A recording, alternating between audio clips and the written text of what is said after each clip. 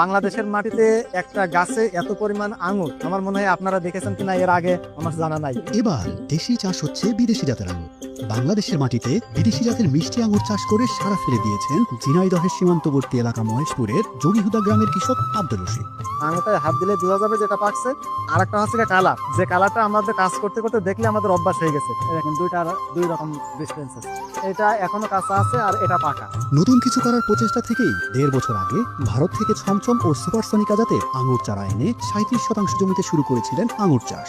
বর্তমানে তার এই বাগানে আঙুরের ফলন হয়েছে প্রায় 30 মণের মতো।